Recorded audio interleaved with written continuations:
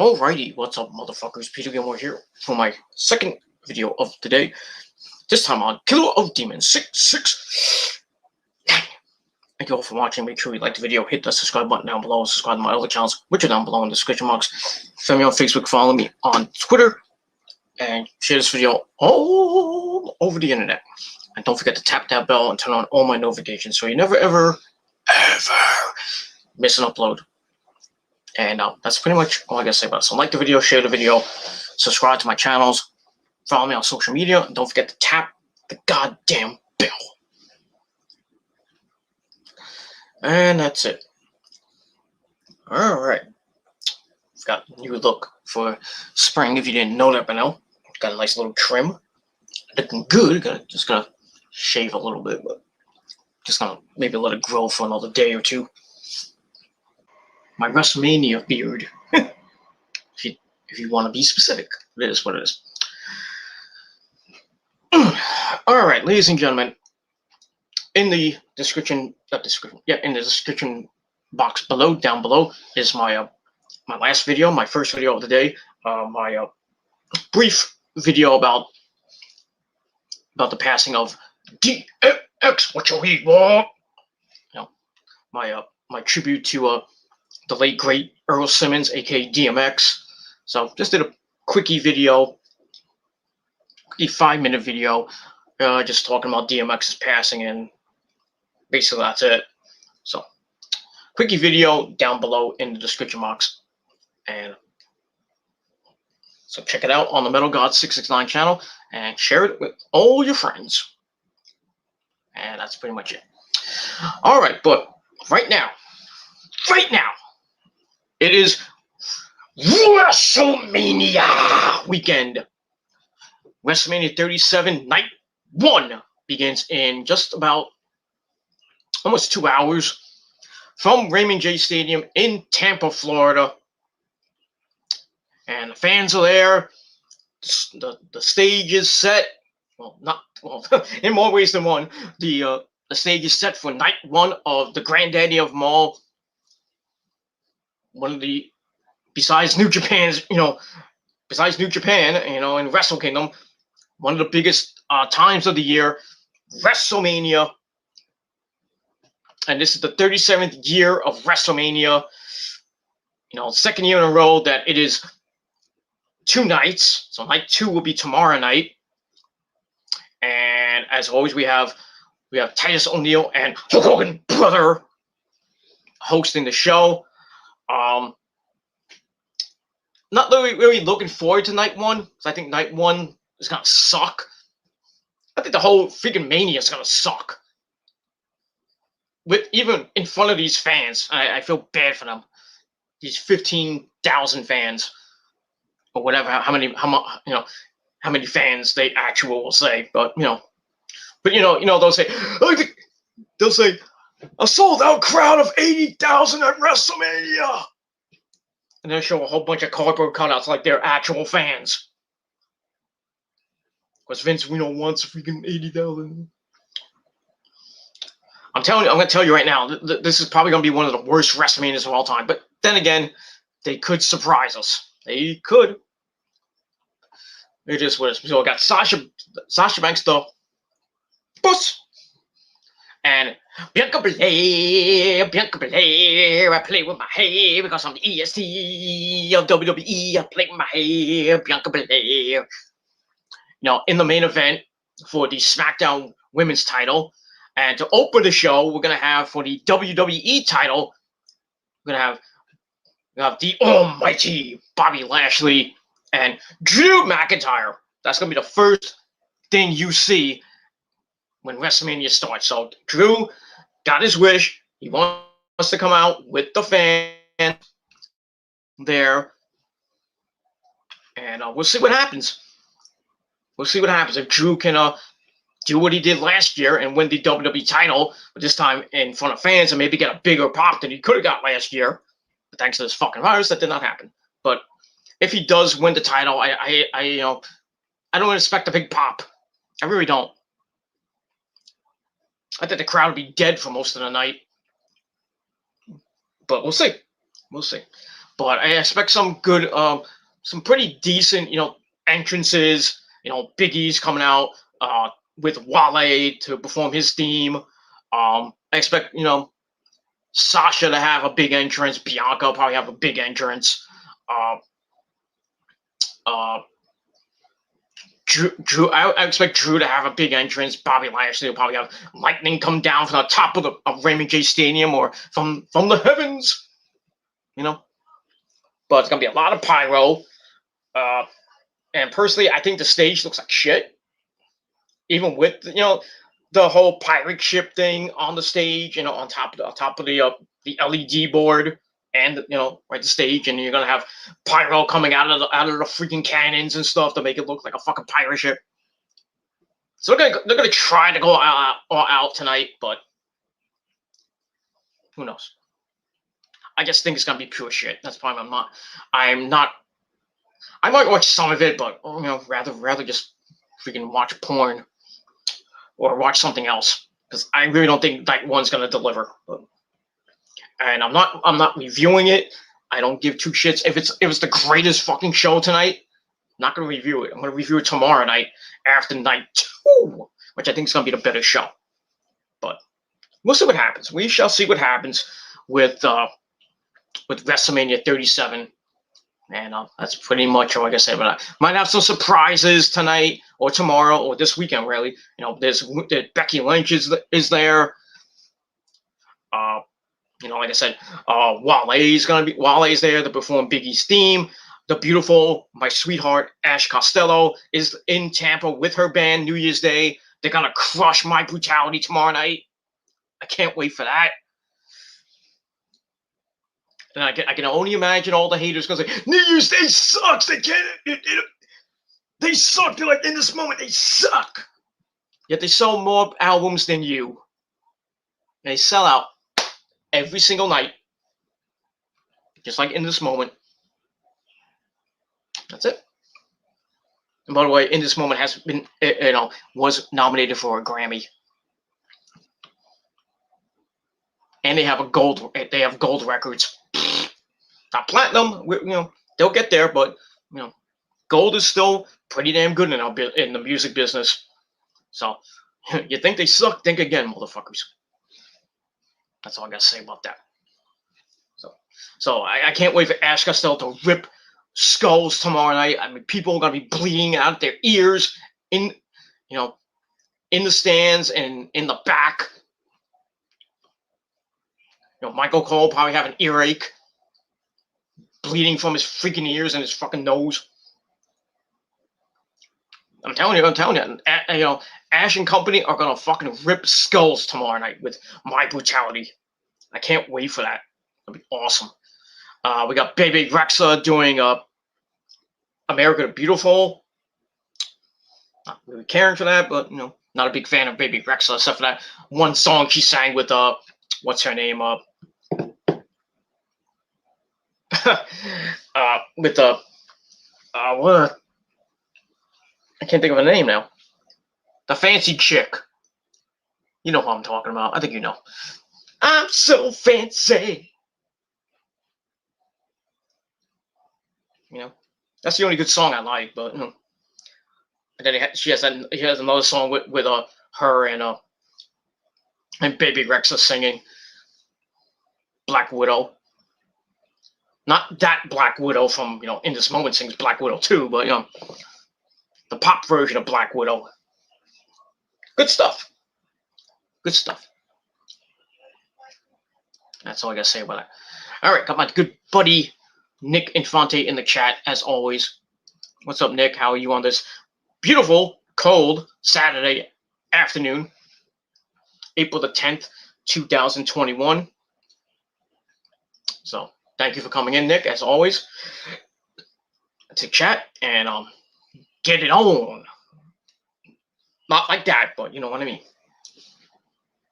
All right, so we got WrestleMania tonight and tomorrow, and then Raw on Monday night. The Raw after Mania is gonna be freaking crazy. The first Raw from the new Thunderdome at the Youngling Center in Tampa. Then we got NXT. we got NXT on its new night on Tuesday night, going up against Dark, going up against NWA Power. And then on Wednesday night, we got Dynamite! On Wednesday should be some good shit. Then Thursday night, you got another new episode of Impact. I actually did not see Hardcore Justice. Hardcore Justice tonight. I'm sorry. So I might watch a little bit of Hardcore Justice tonight. Because I might, like I said, I may or may not watch WrestleMania. So like I said, I got better things to do, like Yo Mama, and that's it. So pick and choose what you want tonight, and that's pretty much all I gotta say about that. And one more thing, fuck the New York Mets, fuck them. Once again, DeGrom pitches a gem, 8 innings, 14 strikeouts, and the fucking team cannot score a goddamn run to save them. Fucking horrible. How can you not score runs for this guy? I'm telling you, when he retires, he's probably gonna have at least maybe 100 wins as a Met. At least.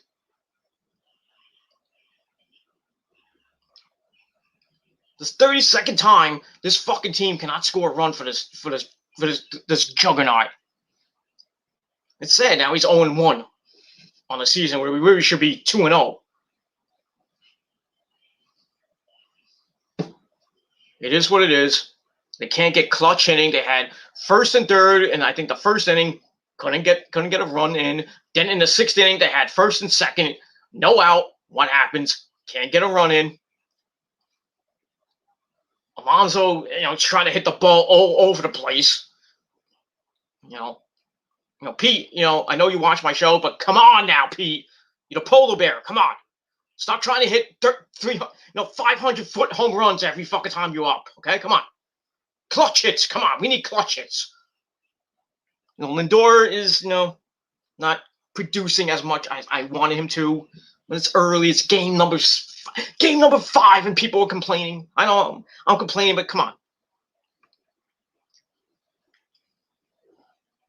You got to score runs, especially for the Grom and all these other guys. Taijuan Walker pitched a gem on Thursday.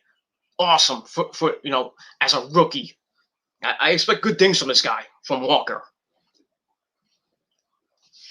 Good things. Strowman pitched a gem on Tuesday night. He's pitching tomorrow. Hopefully he has another gem in him, but we'll see. Peterson, didn't do that great, but kind of kept us in the game a little bit, but still, still didn't look great. I think they're gonna have the debut of Lucchesi, whatever the hell his name is, come up I think this week. So don't know how that's gonna last. I know they play the Phillies coming up on Monday. Oh boy, 4-game series against the Phils at home. Gonna be tough. Those Phillies are they're tough. But Bryce Harper still fears Jacob deGrom. It is what it is. And oh yeah, Nick, I think it's time to get the laughing gas ready. Because how about those Yankees?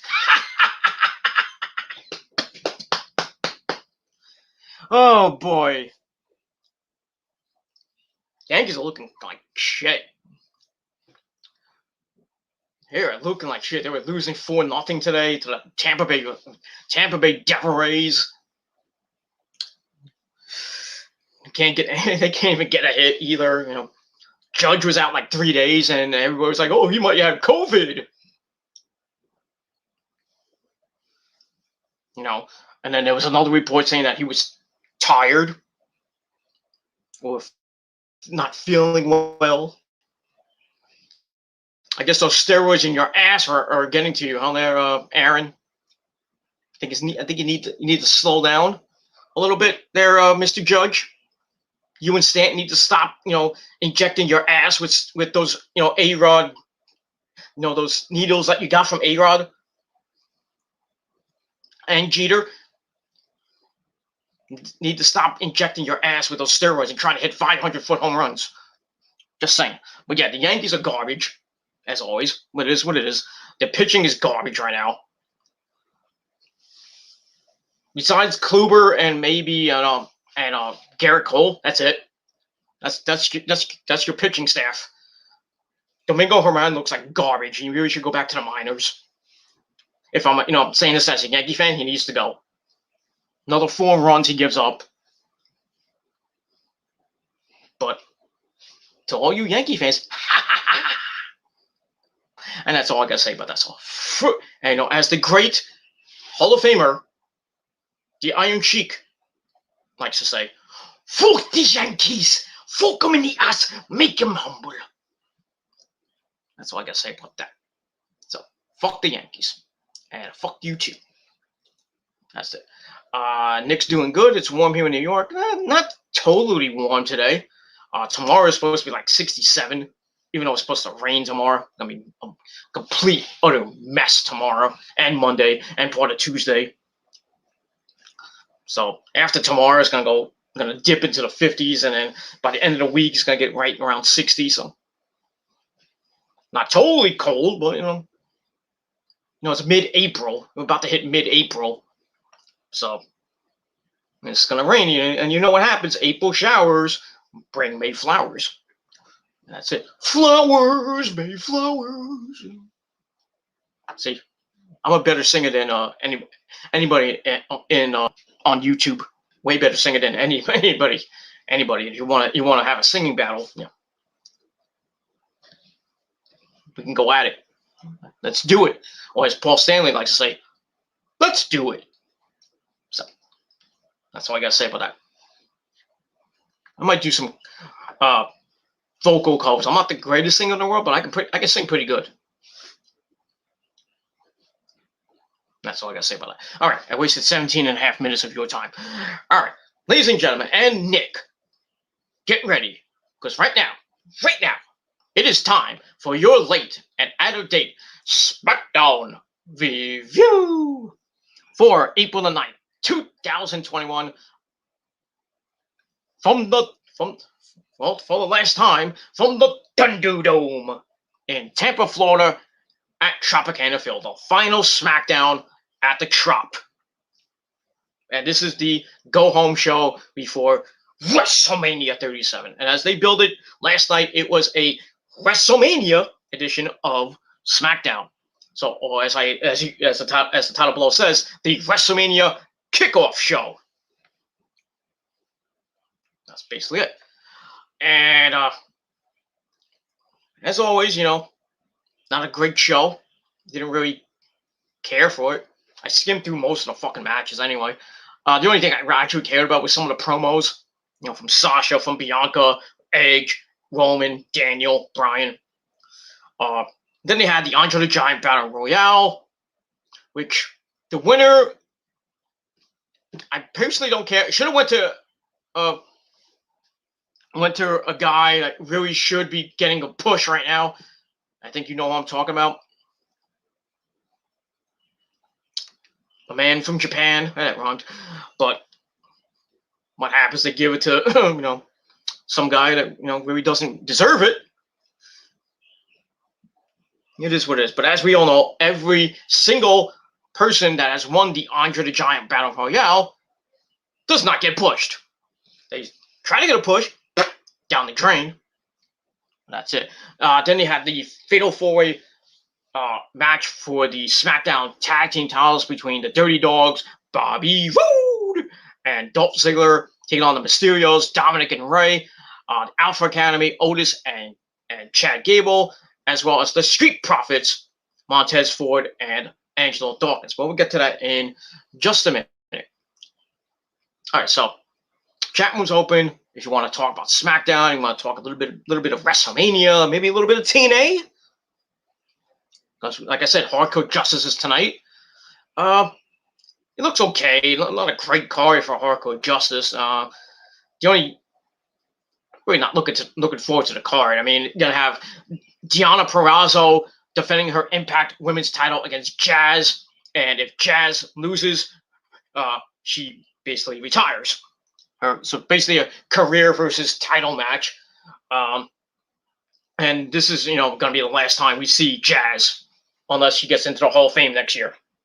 Hopefully, but we'll see. So I think Deonna Purrazzo is going to retain, and don't know who she's going to lose it to. It would be nice if it'd be Rosemary. Just saying, my demon assassin. That's who she is. Okay.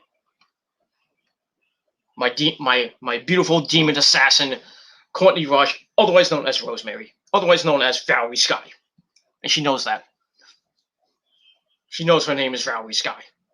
But it is what it is.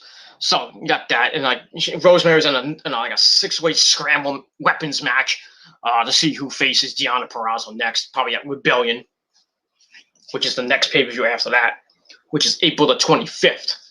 So that's coming up in 2 weeks. So we'll see what happens with that. I think Kenny's on the show. I think Kenny's gonna match on the show. I'm not sure. Like I said, I don't know the exact card. It is what it is. But anyway, let's get back to SmackDown, and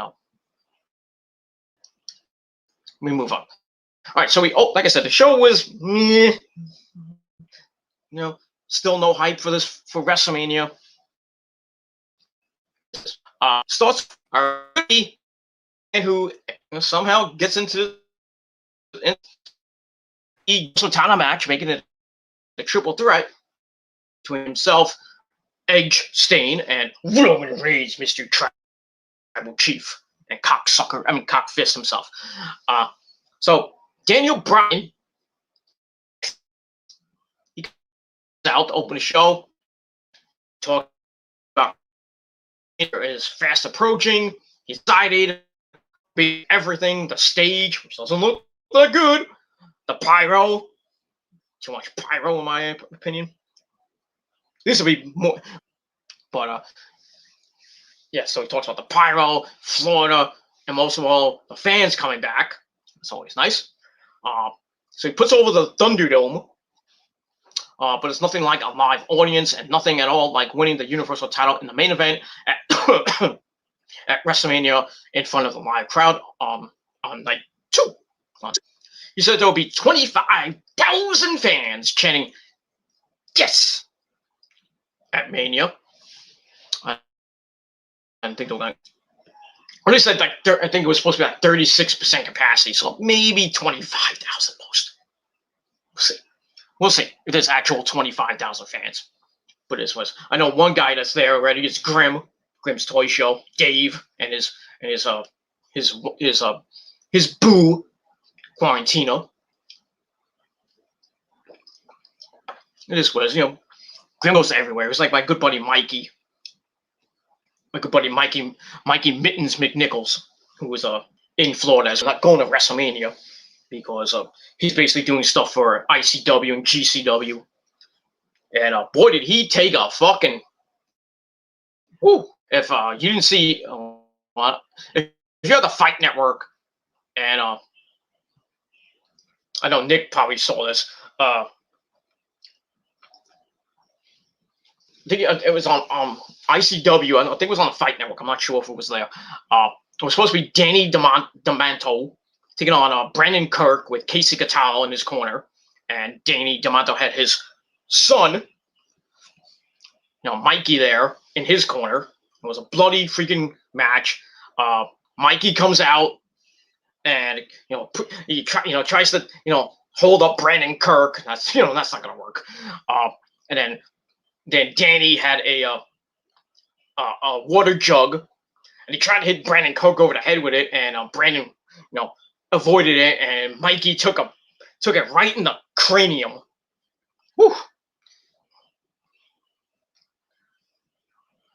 Yeah, that's right, Nick. Mikey sells better than any of the WWE wrestlers. He took that flush in the head. Flush. He had a little cuts over his eye and around his head. That thing hurts. So yeah, Mikey Mittens McNichols. Go look out for that name. I can guarantee you he'll be somewhere. If not on the indie circuit, maybe in WWE, maybe in TNA, maybe in Ring of Honor or AEW.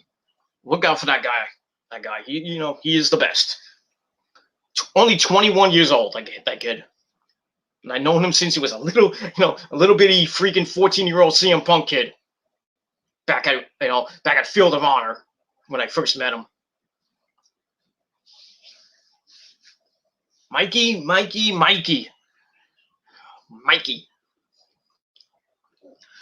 Doesn't want any Doritos, but yeah, doesn't eat Doritos, Mick Foley doesn't give him Doritos or anything like that, He doesn't eat life cereal. I don't know if he does like life cereal. Mikey likes it. But the dude is like probably one of the greatest. I think he's the biggest freaking fan. Biggest fan of wrestling I've ever seen in my life. Goes to every freaking indie show. Everyone. Whether it be FWE, or mostly here in the Northeast. It'd be FWE, Fine Spirit Wrestling, Five Borough Wrestling, BCW. You name it, he's probably there. But now he's working for ICW. He's doing good things, and he's got his own merchandise line out. I gotta buy one of his shirts. Don't have the money at the moment, but it is what it is. But I will be getting a Mikey Mittens shirt. Mikey is the man. Mikey is the fucking man. That's all I gotta say about that. And he sells way better than any wrestler in the WWE. It is true. Yeah, Mike is Mr. Indie. He is the CM Punk mark. And that's pretty much all I got to say about that. So, that's it. All right. Yeah. All right. We'll get back to what I was talking about with Daniel Bryan in just a second. Got Haley Hop in the chat. I hope I'm saying your last name right. Hop or Hoppe. Are you Hoppe? Or as the great metal band Mudvayne. I'm thinking of the goddamn name. The great metal band Mudvayne sang, "Are you feeling happy?" Great song. Nick probably knows that song. I can play it on guitar too. And it's a 7-string guitar or a downstring 6-string. I can play it on both. It's just basically a normal freaking riff. It's a great riff. Great song, great video for Happy by Mudvayne. Chad, the lead singer Chad's a great guy. I met him when they were at a Mudvayne show. Freaking insane show that is.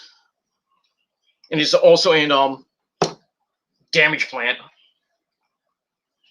He's also in Damage Plan with they had the late great Dimebag Darrell. The late great Dimebag and the late great Master Pioneer beating those fucking drums, Vinnie Paul, another guy, Get Your Pull. Just awesome band, Damage Plan, awesome band, Pantera as well. Can't forget Pantera. But that's all I gotta say about that. But Mudvayne's an awesome band, among other bands like In This Moment and New Year's Day who crush skulls every single goddamn night. You don't see Bieber doing that, do you? And by the way, Bieber's wife looks like a fucking whore. Just saying. That's all I gotta say about that. Oh, but Maria Brink looks like a whore too. She's been called a whore before, and she still looks fucking good. That's why she's in my bed every night. But it is what it is. You know, Ash Costello looks amazing. Fucking awesome fucking female. You know. And if you don't like heavy metal, well, fuck you, because your music, well, the music you listen to probably sucks too. Yeah, that's all I gotta say about that. All right, so like I said, all right, we're gonna get to SmackDown in a minute. So Haley Happy says hello and likes my haircut. Thank you. Thank you very much. Thank you very much. So that's that. You know, I wanted to get. I was going to get it. I was thinking about it. I was thinking like the Macho Man really savage. Ooh, yeah, about getting a crew cut for the summer, but I was like, nah. But I just got like a shorty type haircut. You know, most of the back is kind of gone, so I just got a short haircut. It's probably going to come back by, I would say, most of it's going to probably come back by July. So probably by the end of the summer or by Labor Day weekend, I'll probably get another cut, and that'll probably be. I might get a short crew cut. You know, so by the time my birthday comes up in December, I'll have like a full head of hair, and I can have, you know, my head won't be freezing cold, and that's it. We'll see what happens. But thank you for liking my haircut. Yeah, that's it. Mikey will be a big star. Yes, he will. I can imagine him in the WWE or Ring of Honor or maybe New Japan. I'd like to go with him though. You know, if Mikey could get into like a big time Fed, sign this brother up. You know, get me in the door. You know, new Mikey at an FTW show in 2011. Yeah, I met him in 2014, I think it was, at a Field of Honor 1 at Cyclone Stadium in Coney Island, Brooklyn, Keyspan Park, whatever you want to call it. It is what it is, but that's that. I think I might have met him before that too. I'm not even sure. I gotta ask him, like when was the first time we met? But it is what it is. But he's like one of my best friends in the world. But that's that. Mike is Mr. Indies. That's right. Like I said, Haley Happy, and that's that. All right. We got the man called Sting in the chat. Is it actually? No, it's not actually Sting. I think I know what this is, but it might be a troll. It might be my good buddy. Well, I'm not gonna say his name, but unless he wants me to. He says, woo! So how you doing, Mr. Borden?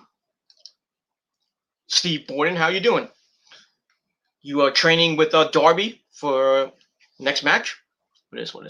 AEW Dynamite. That's it. Sting, Hall of Famer Sting, by the way. Just want to put that up. Two-time Hall of Famer. Two-time. Not in WWE, TNA first, and then WWE, who just ruined his career. That's that. Haley said, did your wife cut your hair? No, she did not. I went to an actual barber, which is around the corner from my house. That's that. But got it nicely shaped. Look good. Just gonna. No, the barber asked if you wanted a shave and a haircut. 2 bits! But no, I was like, nah.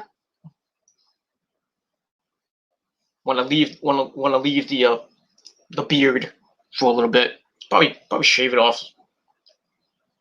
And that's that.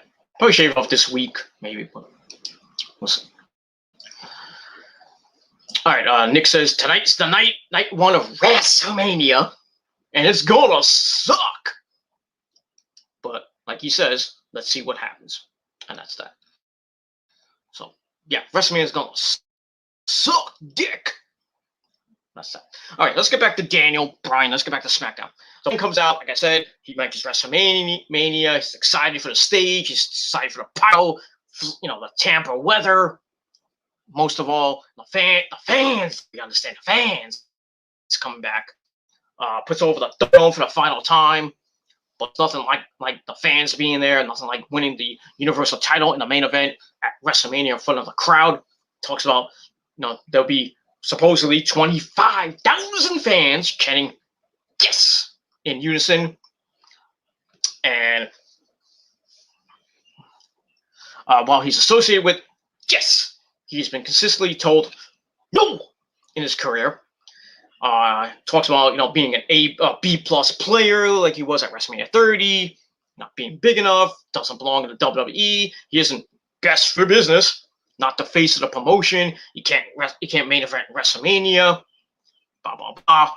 And everyone else says he can't do those things, but if you ask him, he can. Because that's how he to say yes, yes, yes. Because every time Mike told him no, he said yes. And mentions doctors said he'll never wrestle again. But he defied the doctors and said yes, yes. Mentions Roman said he'll never tap out to him. Brian's like, huh, I tapped you out. I tapped you out at Fastlane. And did you? And one final yes. He can main event WrestleMania one more time, which he's doing tomorrow night. Here's what it is. He says this one will be the biggest match of his career. Puts over Edge, puts over Roman in their respective career positions. Edge is pissed. Like stole and pissed because Brian is poised to take his identity from him. He says he says they are dangerous. And he talks about Sunday. Brian's going to be GM or a family man. He's bringing the best version of me, hopefully. One who tapped out Roman and will kick the head off Edge's janky neck. That's his words, not mine, but janky head. Not the Yankees, but janky neck. So he asked one more question: can he walk out of WrestleMania as Universal Champion? And the fans in the Thunderdome go, yes, yes, yes. But we'll see what happens on that. So good promo from Brian as always, and we'll see what happens tomorrow night at WrestleMania. And that's all I gotta say. That's basically all I gotta say about that. So good promo from Brian. I gave it 2.5 out of 5 stars. And if you did not watch my Mania predictions on TTC 194, go watch it. On the TTC point. I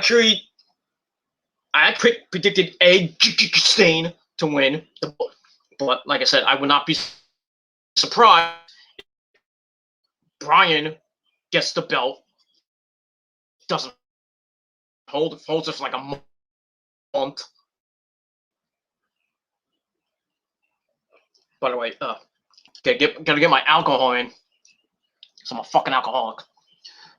No, I'm not. I'm just kidding. Straight edge back in it. Woo! That's, as Vince McMahon once likes to say, that's some good shit. So, as another guy on this fucking website likes to say, what are we drinking? What are we drinking this afternoon? Or this soon be this evening? What are we drinking? Hopefully you got an alcoholic beverage or a beverage.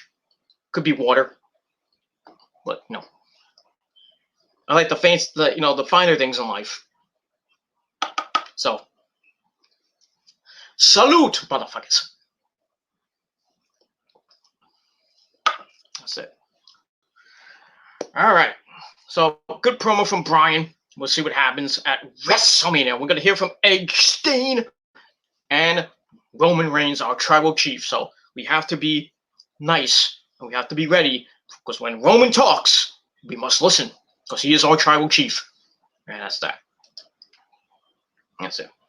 All right. The man called Sting says, do you watch How to Basic channel?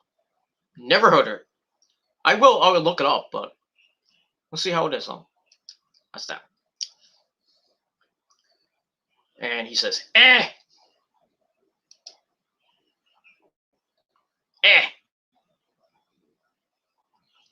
Haley says yes. So we get an and a yes. That's it. Wait. No. Get go. God damn it. Damn it, Sting. You brought him in. God damn it. What do you want, Mike? Mike Awesome's here, ladies and gentlemen. We have to, he's in the building for WrestleMania. So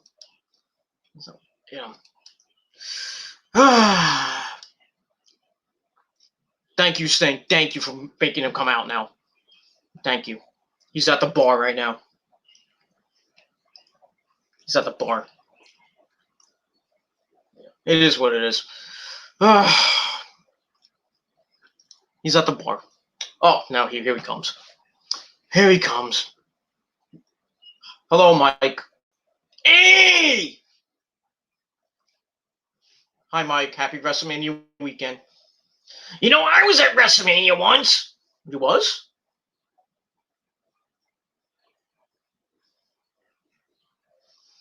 When were you at WrestleMania, Mike? I was there last year. You remember? No. Yeah, I put someone to a freaking table. You did? What WrestleMania was that? I said last year, Gilmore. I don't remember seeing you. Unless I missed it. Did you put Michael Cole through a table? Well, I was going to, but,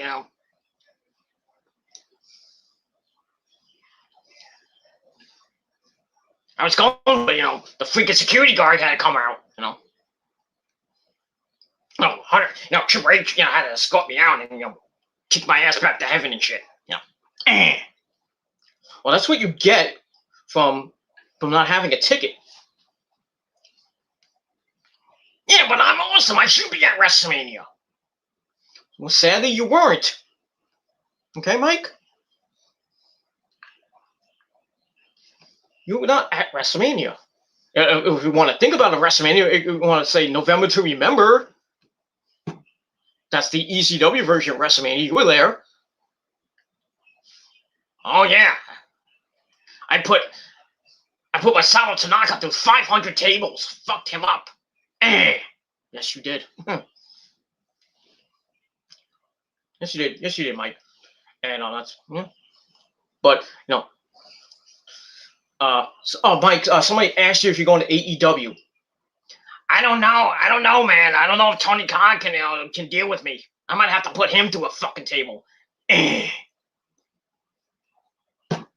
your answer, Nick. There's your answer. Nick, you suck too. Oh, whoa. Mike, come on. Be nice. Be nice to the fans. Be nice. It's my fans, you understand? They're fans of you too. They love you back in the day. No. But right now, I need you to go. Go back to the bar. Go talk to somebody. I don't care who it is. Just go. Go. Okay? Have fun. I'll see you later. I'll talk to you later. Maybe when WrestleMania is going on, okay? That's it. Go. Mike, go. Save me a drink, by the way. Okay, Gilmore, I'll see you later. I'll put you through a freaking table later.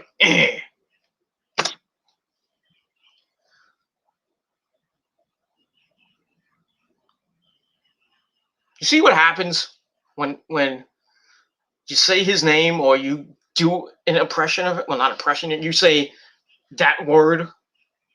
You call him the A word. Or you say,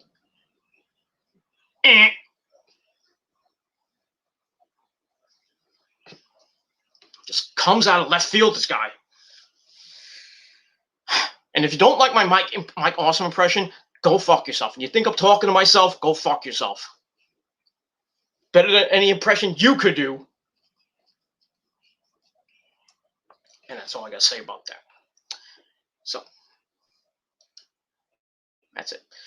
All right, we will move on from there. So all you haters can suck Mike and kiss Mike off. Is kiss his ass. too. That's all I gotta say about that. He will put you through a freaking table.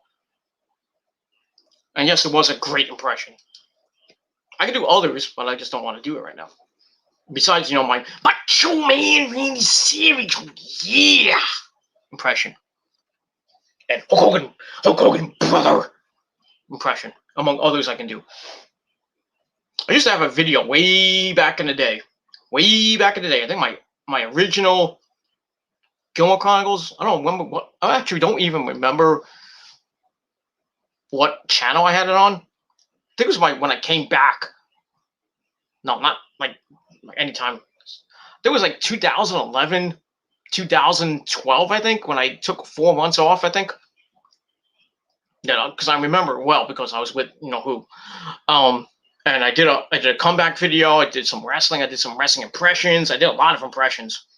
Like Hogan, Savage, Flair, Cena, The Rock, Howard Finkel, Vince McMahon, Mike Awesome. I might actually do another video like that. Maybe one day. Maybe I'll add a couple in, but we'll see. I think it'll be an interesting video.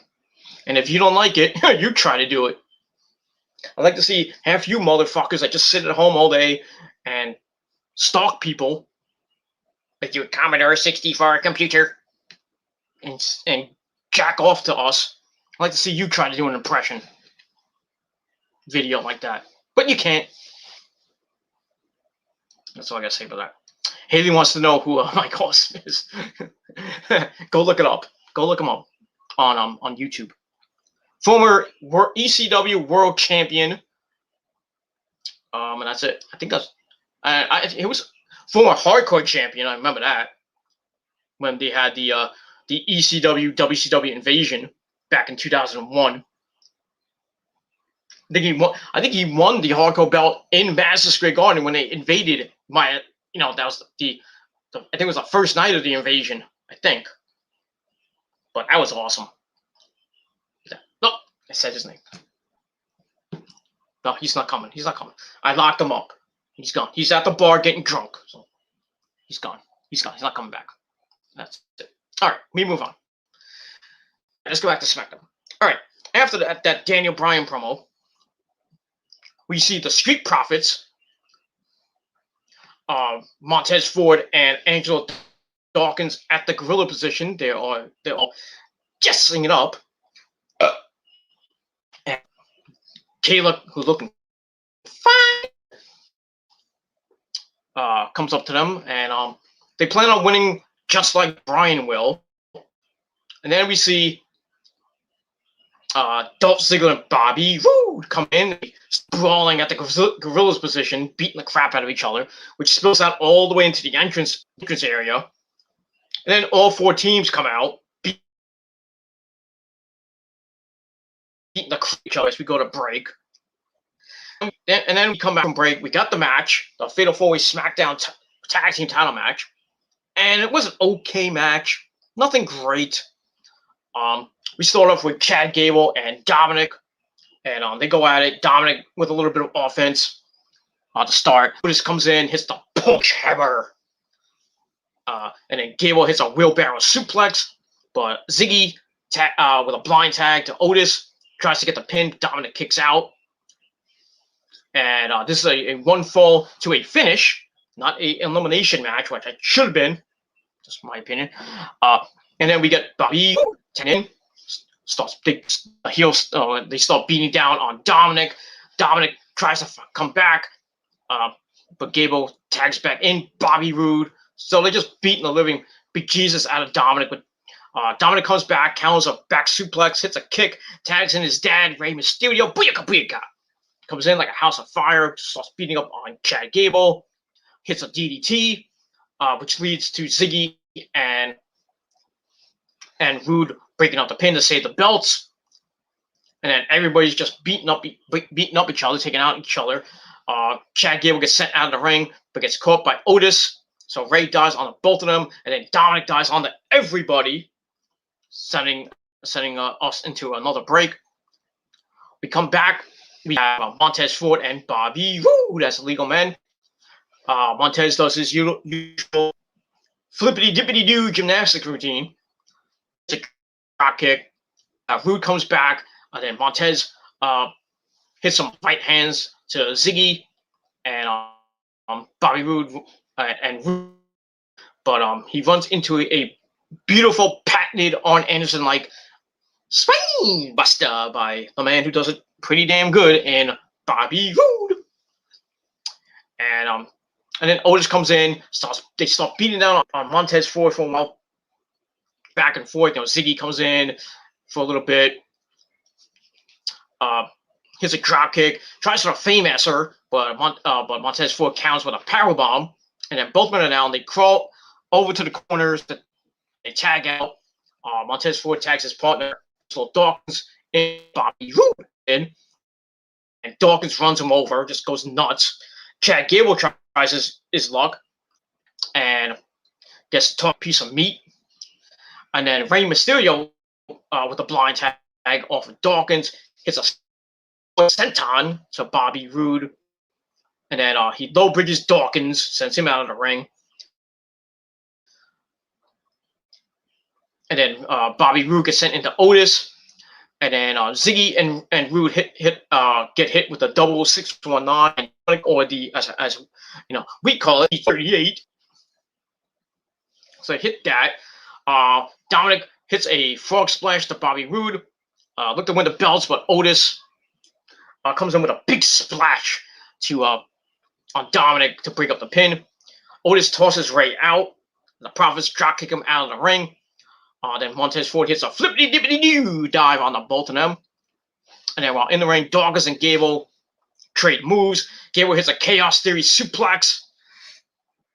But Montez Ford with a beautiful from the heavens frog splash to Chad Gable. And then Bobby Roode blind tags off of Montez Ford. And then Ziggy hits a super kick on Montez Ford, and Roode pins Gable to retain the belts. So Bobby Roode and Dolph Ziggler retain the belts. I was hoping the Street Profits will get them back. Basically, that's the only tag team that I actually could see winning the belts. I'm not really. I don't. I don't think Alpha Academy will be great champions. Dominic and Ray probably won't hold them that long. That's the only tag teams you have on that fucking show. That's it. So they'll be going at it again. The revolving door. Who's next? I don't know. I don't know. Like I said, I don't know. The tag team division in WWE is horrible. It's garbage. Got four, maybe 5 teams on SmackDown, and on Raw, you basically got the New Day. And they just throw Omos and AJ in. That's it. So basically, you think about it, 2 tag teams on Raw. That is freaking horrible. That's why Vince doesn't give 2 craps about the tag team division for the men and the women. Because the women's tag team division looks like shit. That gauntlet match, whatever what's it called, the tag team turmoil match is going to suck. It's going to suck. I just hope Natalya and Tamina win it. But knowing logic like the way I do, because I'm a logical son of a bitch, but I just have a feeling they're going to give it to Naomi and Lana, and then Naomi and Lana are going to beat Shayna and my whole Jax tomorrow night to win the belts, to get their WrestleMania moment. And nobody's going to give 2 flying fucks. I'd rather have Natalya and Tamina win it and hold it for a while because they're a credible tag team than boring as fuck Lana and boring as fuck Naomi. It is what it is. Because sure as hell won't be, Carmella and Billie Kay, because Billie Kay is going to get attacked by Bayley, or somehow something's going to happen to Billie Kay, and Bayley's going to come in and team up with Carmella. I mean, because really, who wants to see Billie Kay and Carmella as a tag team? When you have Peyton Royce in catering. But couldn't they just add, Why can't they just add the Iconics into this match? Reform the Iconics. Why can't you do that? Why? You have Peyton Royce there. Billy Kay's doing nothing. Just try to be a sidekick to the Riot Squad. Got the Spanish Archer. And now she tries to get with Carmella. She's going to get the Spanish Archer. And she's going to be back in catering with Peyton Royce. You should have never broke up the Iconics. I think it was a bad idea to break them up. Really bad idea. I know everybody's just saying, the Iconics sucked as champions. They were boring. At least they were better off than freaking my whole Jax and Shayna Baszler. They're boring. And we all know Nia, the botch machine herself, Jax.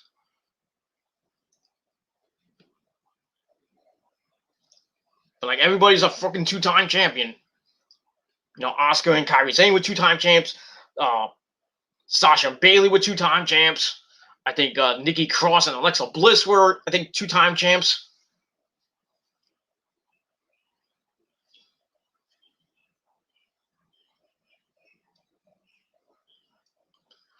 That's it. That's basically all I got to say about that. So, like I said, Ziggy and Bobby Roode pick up the victory, and that's it. But I'm not. Ziggy haven't had a great reign as champs right now. They basically fought nobodies. That's all I got to say about that. All right, we move on. Let's get to some chat before we move on. We got the Ether Bunny, not the Easter Bunny, the Ether Bunny. He says Pantera was a great band. Damn right. Like I said, rest in peace to the man, the legend, probably one of the greatest, not the greatest, but one of the greatest guitar players in the world, Dimebag Darrell Abbott. Now he's just shredding. He's shredding with freaking Randy. I almost said Randy Weisshoff. Oh boy. Big ups to Randy Weisshoff in this one, by the way. Another underrated guitar player, by the way, along with Chris Hogarth in this moment. But Dime is shredding with Randy Rhoads, freaking Jimi Hendrix. God, Eddie Van Halen. Having a fucking great time up there. And Vinnie Paul, get your pull. Up there, smashing the drums with Neil Peart of Rush in that concert hall in the sky with, Ronnie James Dio and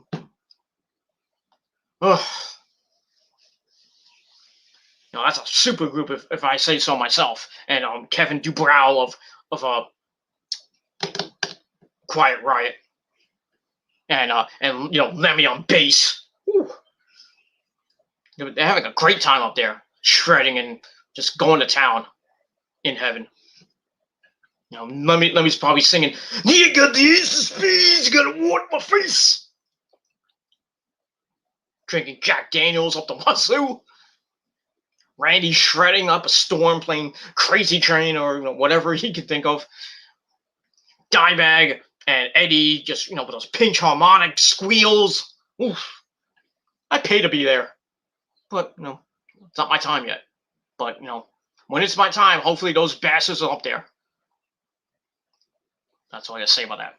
But rest in peace to Dime and Eddie and Randy and Kevin Dubrow and Ronnie James Dio, and Neil Peart, and all the greats who have gone on before. That's all I gotta say about that. Down was awesome. Yeah, Down was a good band. I think they're still around. With Philip Anselmo on the lead. Forgot his name, but the guitar player from Crowbar. And they got a couple other guys there, but Down's a good band. I have a couple of their albums. I think the only good song I actually know is "The Goose of Mississippi." That's the only Down song I know. But Down's a good band. Underrated, but it is what it is. But And a lot of people give a lot of Philip Anselmo a lot of fucking shit, especially with when Dimebag died and all that shit. People giving him shit, but Philip Anselmo is probably one of the greatest freaking lead singers of the '90s. That guy can fucking scream when he used to scream. I don't know, he can still scream up a storm, but back in the early days of Pantera, he screamed up like a fucking monster. Especially the screams at the end of Cemetery Gates. Woo! Nobody can. I don't even think anybody can replicate those. I can't. I sure can't. There's no way. There's no way I can hit those pinch harmonics like fucking Dime does. No way. I try my best at it. It's fucking hard as fuck. But you gotta, flick your finger and pull the fucking whammy bar back on your electric twanger. Fucking hard to do. Took me years to try to emulate those pinch harmonics that Dime did. Took me years. I still can't do much of it. I still can't. I'm learning, but it's fucking hard as fuck. I mean, I can hit the pinch harmonics like Zakk Wylde can, because that's easy. It's easy to hit a pinch harmonic like Zakk could do, or without the whammy bar that Dime used to do on some of the tracks and shit. And Eddie Van Halen hitting those pinch harmonics and the squeals and the dive bombs and stuff like that. Like Phil Collin Phil Collin and Vivian Campbell of Def Leppard can do, and George Lynch can do. Great guitar players. Chris Howitt can do that shit. Randy Weitzel can do that shit. Those are underrated guitar players. I mean, there's a lot of underrated guitar players around, in the music world right now, in the metal world, but there'll never be another Eddie Van Halen in my eyes. There'll never be another Randy Rose. There'll never be another Dimebag. Those three guys, you can't replace. Even Jimi Hendrix, you can't replace them. You can't replace those guys. I know I'm going off topic, but it is what it is. It's my show. I can do what the fuck I want. You don't like it? Get the fuck off my channel. But yeah, you can't replace those guys. Can't even replicate them. Most people try and they can't. But at least they try. That's it. But yeah, Down was a good band. Philip Anselmo was a good, by himself with his new band. Philip Anselmo, I forgot the name of the band. I think it's Philip Anselmo and the Maniacs or some shit like that. But yeah, they're good. They're a good band. Philip Anselmo does some great shit. Still going out on tour, playing a lot of Pantera hits. Still screaming up a storm. He can still hit those high notes. I don't think he can hit those high notes in Cemetery Gates, but he can still scream up a storm like with Cowboys from Hell and Resurrection Is My Name and those other great Pantera songs. He can still go. He's still a great guy. I met the guy too. While I met him while he was with his drinking and shit. Kind of a maniac, but never haven't met him since. But it is what it is. But he's an awesome guy. New Orleans is a dying who read naked. She sleeps on my floor. I don't know what song that is, but that's pretty cool. Sucks balls. Vinny died too. Yeah, just a shame. A great drummer. Good guy. I met him and his wife. What's his wife's name? Can't think of his wife's name for the love of me. But they're very nice people. I mean, Vinny, you can come up to Vinny and talk about anything, and he'll just fucking talk up a storm. Well, I'll drink you, but he's a very nice guy. His wife is awesome too. Very nice lady. She's a nice lady. And I met Dime many times.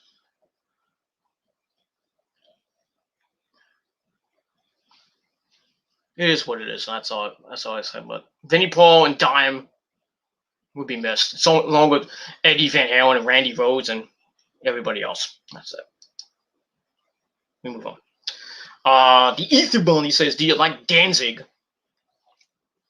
Yeah, I'm not a big fan of Danzig. Glenn Danzig and everything. But I love Mother. Both versions. The updated version, the 90s something version, but the original version is cool. The 90s, the one they did after that was pretty cool. But Danzig was a good band. They haven't been around in a while, but good band from the late 90s. Same thing with Typo Negative. God bless Peter Steele. Love that guy, man. He was like the Johnny. I don't know. I can't really compare him to him, but he was like the Johnny Cash of metal because he had that low voice. Mall cinnamon girl. I can't really replicate his voice, but he sang with a really, really deep voice, played fucking bass like a machine. Of Typo Negative, I'm talking about, but great band. They'll be missed, but it is what it is. Great fucking bands in the 90s. Great metal bands from the 80s and 90s and into the 2000s here and there. In this moment coming around in 2005, New Year's Day coming around after that. Just what it is. All right. Blah blah blah blah blah blah. Stone the Crow. Love that song. I heard that song. Pretty good. Pretty good song. All right. Haley Hoppe says that Fat Boy made a video about me. What did you? Yeah, I did see that. Says that In This Moment sucks. Your music sucks too. That's all I gotta say about that. But once again, Fat Boy, In This Moment sells out every single fucking night. Grammy nominated, by the way. Grammy nominated. Kick ass fucking shit. That's it. Rosa knows In This Moment kicks ass. Go back in your room. Go to sleep. Thought she was asleep. This was. Blah blah blah blah. Haley says, "Did not know you knew famous people. I know everybody. I'm fucking Peter Gilmore. I'm a fucking VIP. Very important Peter. I know everybody. I met a lot of fucking people in the music world, in the movie world, TV, baseball, football, wrestling. Met a lot of people who respect me. God damn it. That's it. But I think when I think the greatest freaking person I met has to be Ozzy. Ozzy and Lemmy are probably like the best, man. The best people I met. But yeah, I mean meeting Ozzy for the first time back in the late 80s, around the No More Tears tour. Guy's a legend. Still calls me his adopted son. Just wish I could fucking marry his fucking daughter.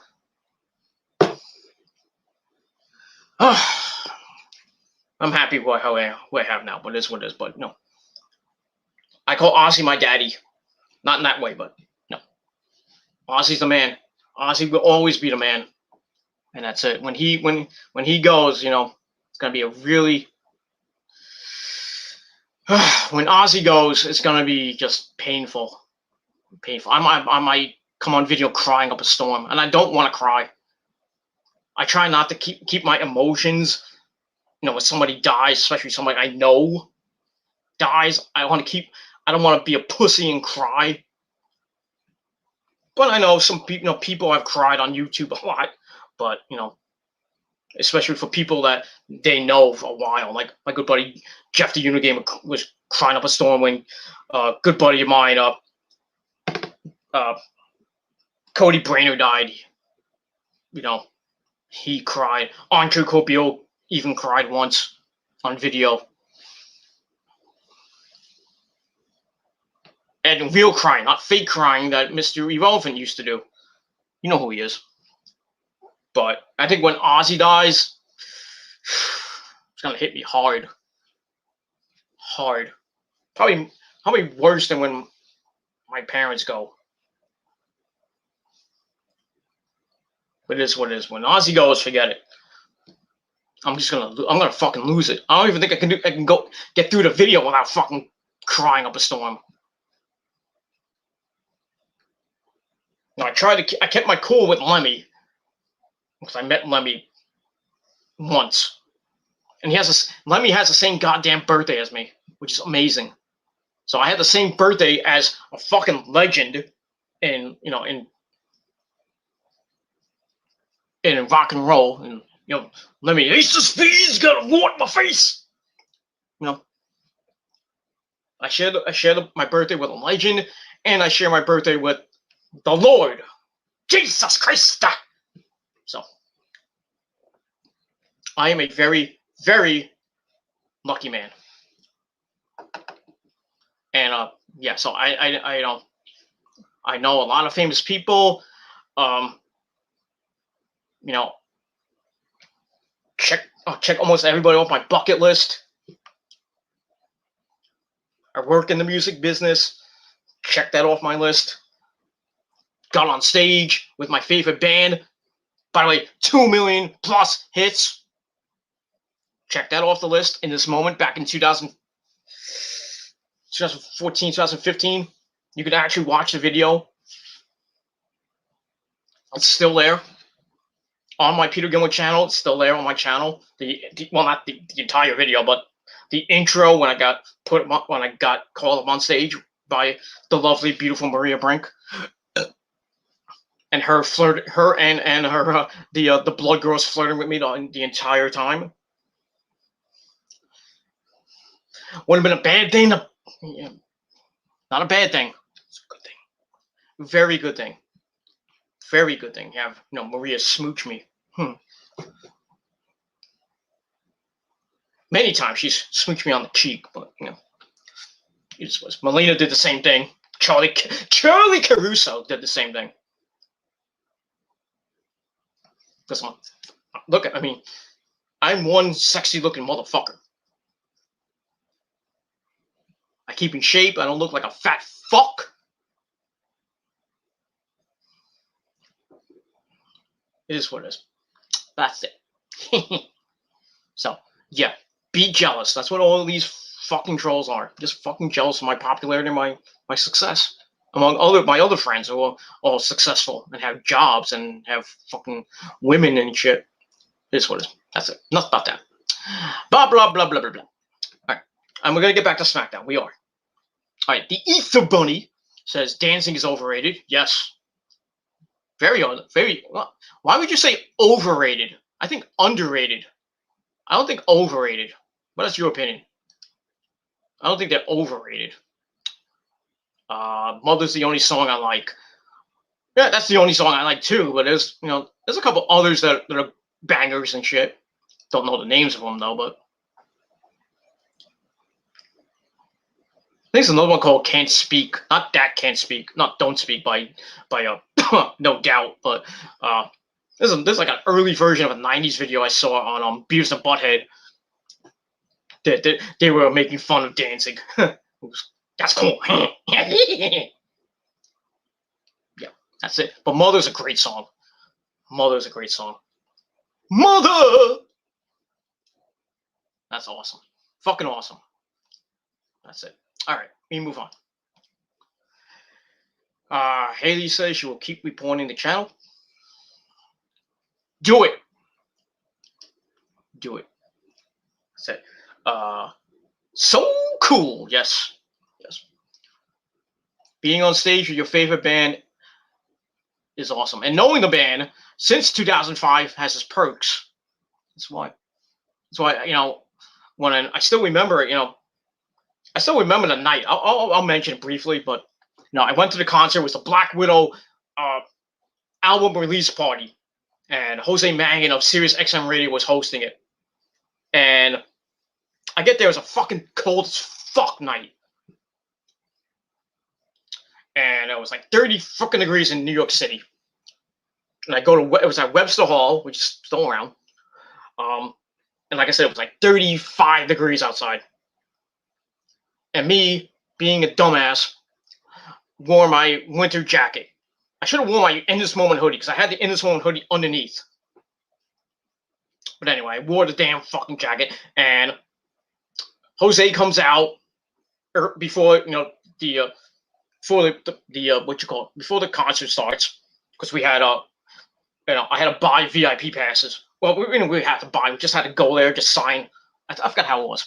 Anyway, but I get there first because the missus was busy, so she came late.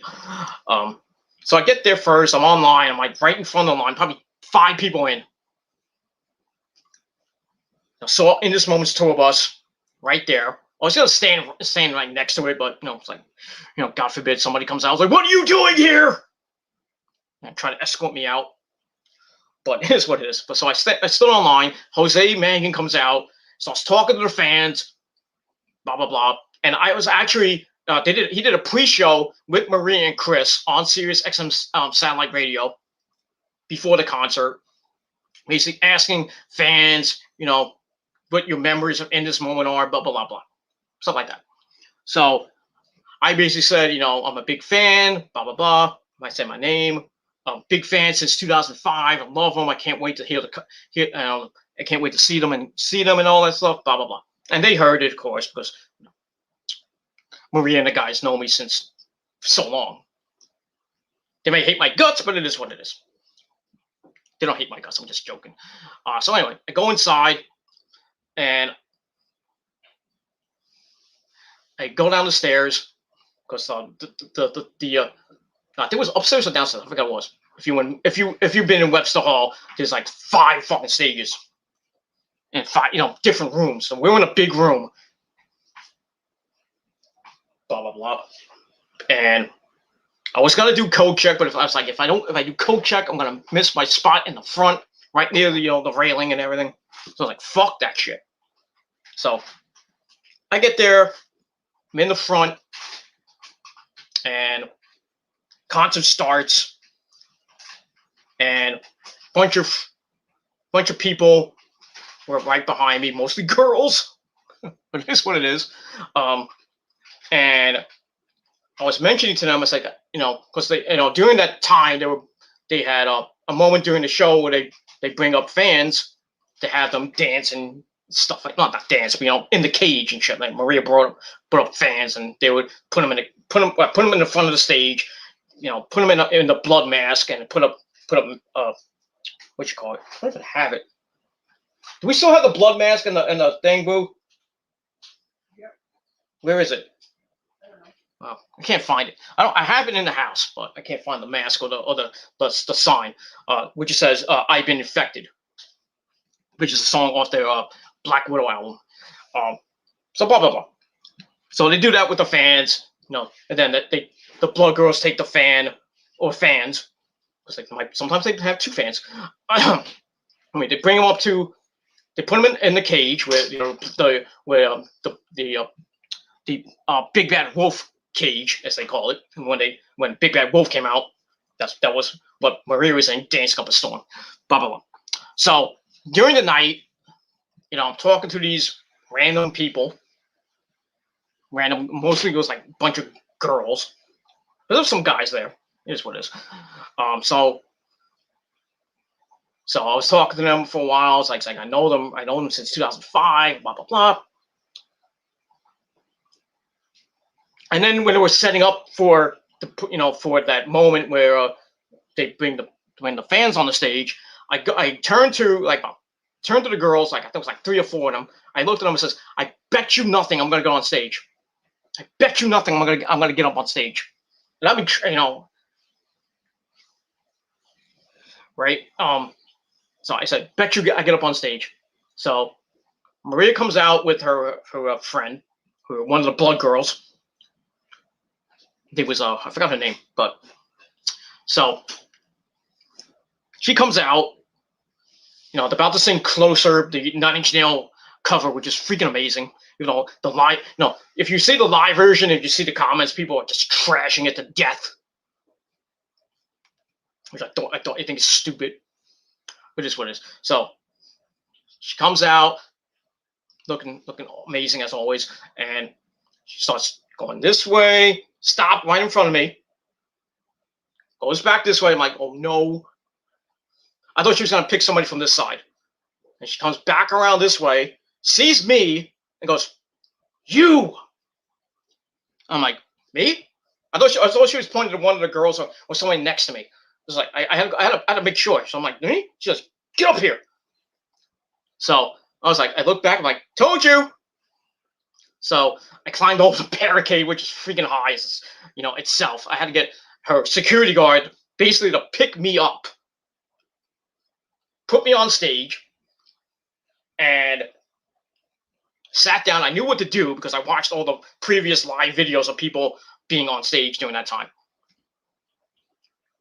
So I had to put my hands behind my back. They tried to tie my hands. I had my freaking winter jacket on. I looked like a complete utter dumbass. But anyway, they tried to tie my hands. They got one of my hands tied, and they put the mask on me, put the sign on me, blah blah blah. I'm sitting there, having fucking fun. I'm like, yes, you jealous motherfuckers, suck my ass, kiss my ass. Fans are going freaking completely berserk, taking pictures.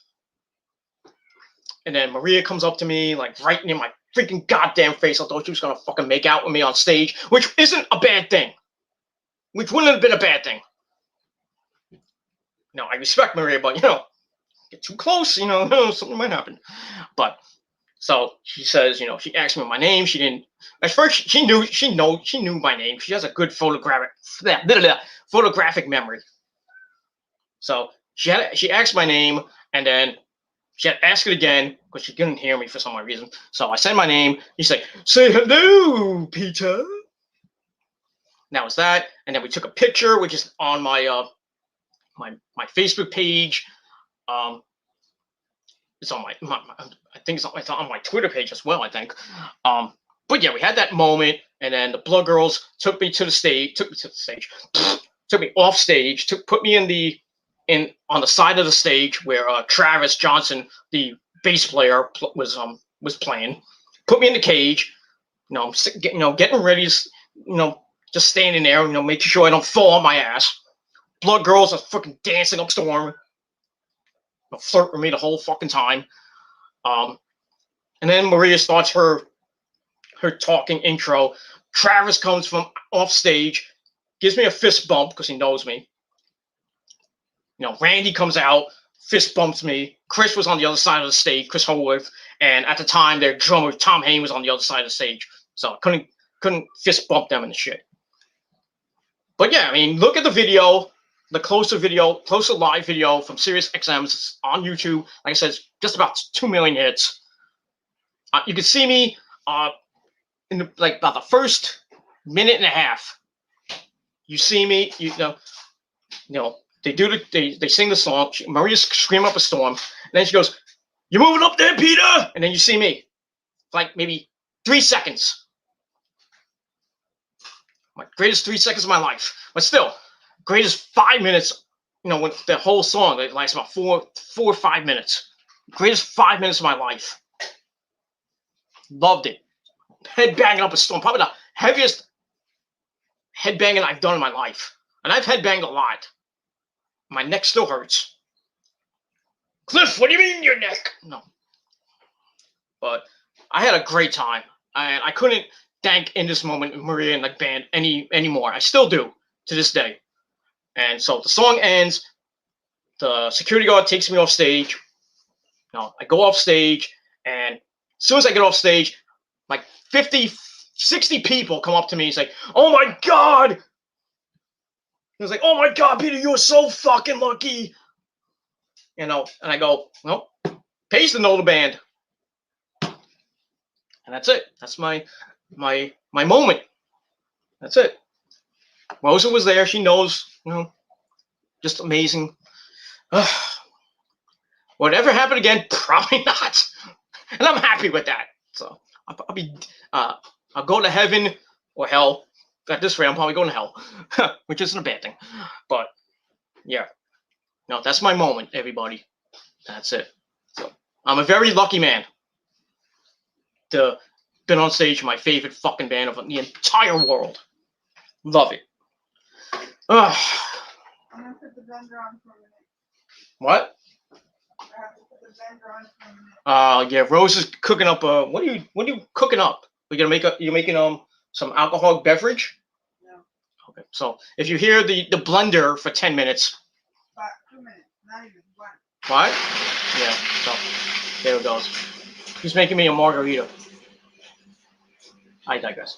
Oh yeah, but yeah, like I said, greatest time of my life, and that's it. Thank you very much for that. All right. I want to get this fucking video done soon. I apologize. I went off on 6 million tangents. Okay. We have the Ether Bunny said Kiss is a badass band. Yes. Yeah, Kiss is a good band. Great songs. I mean, starting to get into Kiss a lot. I like the unmaxed version of Kiss from the 80s, the 80s version of Kiss, rather than the makeup. I mean, it's still kick ass, but I like the 80s version of Kiss.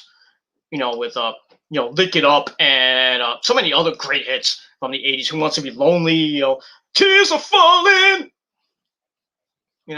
And one of my favorite songs forever.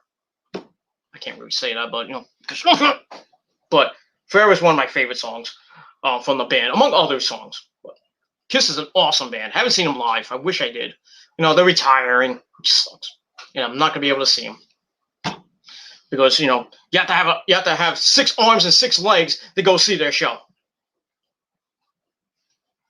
Because you have to pay a lot of money to see Kiss. Thank you there, Gene Simmons. Fucking money grubbing son of a bitch. But yeah. So the only time I'll probably see Kiss is in heaven. But that's all I gotta say about that. Kiss is an awesome band. That's it. Haley says, in this moment isn't bad. I don't know why people don't like them. Jealous.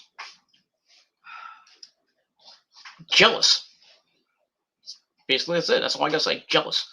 The Ether Bunny says, Kiss! And he will check out the video. Yes. Check it out. It's awesome. Yeah. All right. Let's event. All right. Let's go. Smackdown. All right. So I'm gonna finish this up really quick. Smackdown. I'm gonna give you a Smackdown. You know what else is gonna give you a Smackdown? Mike Awesome. No, Mike. Stay, Mike. Stay. Okay. Sorry about that. I don't want him to come back out. God forbid. Yeah. So anyway, back to Smackdown. So we go to the back. We see the beautiful Kayla Braxton interviewing Bianca Belair, play with my hair, Bianca Belair. So Bianca has butterflies in her stomach. Wouldn't you if you were main eventing Mass WrestleMania belt? Anyway, she says she's excited, but her father always told her it's okay to be nervous, scared. This is the culmination of all her hard work in front of the entire world. But she's the EST, the best, and winning the belt makes Saturday, tonight, the great night of her life. And that's basically it. So we'll see what happens tonight at WrestleMania.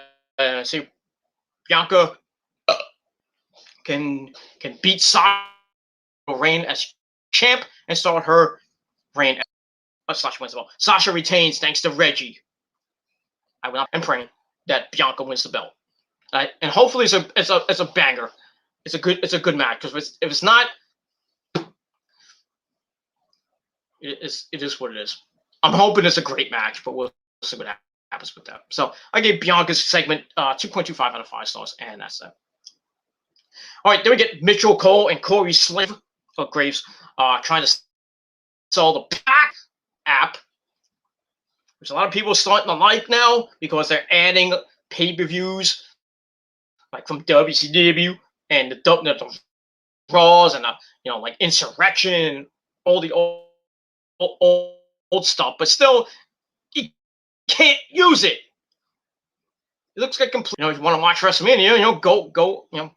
Either get on a free stream like I'm gonna do, or spend $250 on Peacock Premium or whatever. I'm personally not gonna get that. I'm not getting Peacock. So I'd rather not spend $10 a month like I did with the I didn't do like I would have done with the WWE Network. I'm fine, just watching it for free, like I do with New Japan Pro Wrestling and Ring of Honor and Impact too. Well, Impact I have the channel on my TV anyway, so it is what it is. But like Ring of Honor and I get for free. New Japan I get for free. Like I watched New Japan last night, The Road to Dontaku Part 1, Night 1. This was good stuff. Good shit.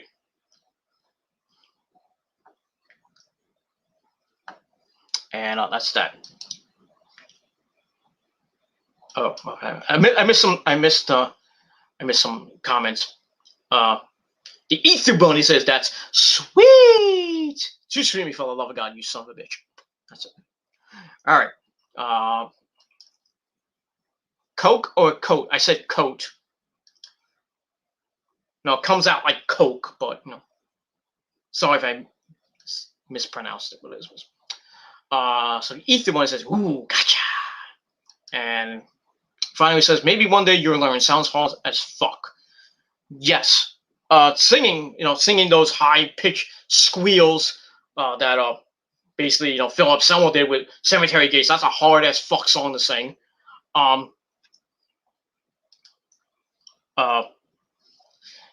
Even Dream On when Steven Tyler hits those notes like Dream On. I can't even sing it. See, I can't.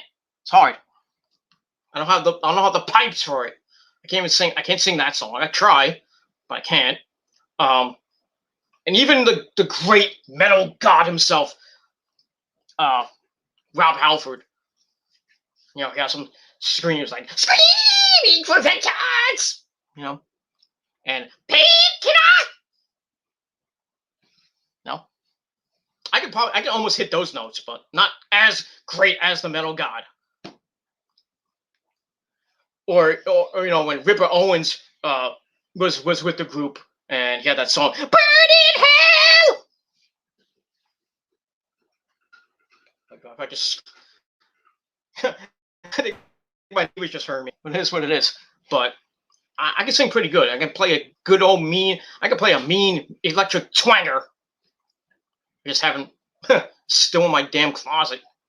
I have to fix the goddamn thing. I haven't pulled. I sold it. You did not sell it. Shut up. Shut up. Still there. Wow. Yeah. One day I will break it out. I keep saying that. I've been saying that since I've been on YouTube. I was going to do some guitar covers, but just haven't had the time to do it. One day.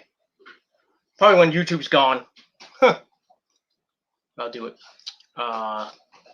Yeah, sucks that all those guys are gone, like Ronnie James Dio and shit.